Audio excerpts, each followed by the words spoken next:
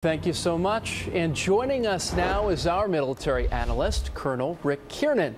He served 26 years in the U.S. Army, was awarded 2 Bronze Stars, and served as the Pentagon spokesman for the Army during the first Gulf War. Thank you so much for joining us. Colonel, we had just talked about that poll showing Donald Trump with a 19-point lead over Hillary Clinton among active and retired members of the U.S. military. What do you think is behind those numbers? Well, I think what's behind those numbers is that you only have a certain amount of airtime or in the media hole, if you will.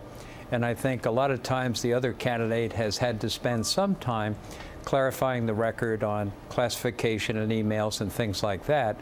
So I think in the case of Mr. Trump, he's gotten out there and he's come up with a message that resonates on the particular national security questions with the veterans and the active duty military.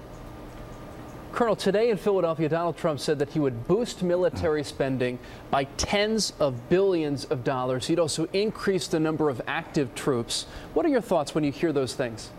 Well, I think one of the big players in this, and it comes from being in the culture of the government, is that the Congress plays a large role in the size of the defense budget.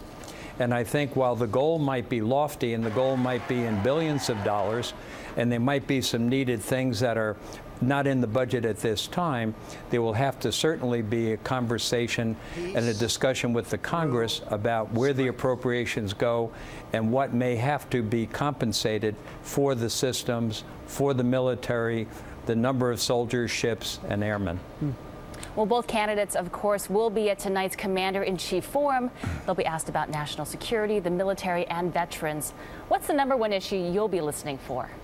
I think the #1 issue is we must remember that the person in the White House really has 2 hats. They are the president, of course, and they are the commander-in-chief. So I think the issue that everybody, military, veterans alike, will be listening for is that they can count on that person as the commander-in-chief to have their back and provide them with the resources so that America can remain #1 as far as being the nation for freedom around the world. And it's an important theme probably to consider as we're watching that tonight. Colonel Rick Kiernan, thank you so much for your time, as always. And watch tonight's Commander-in-Chief Forum tonight at 8 o'clock right here on NBC 10. The first 30 minutes will be with Clinton. Then the second half hour is with Trump, and Matt Lauer will moderate.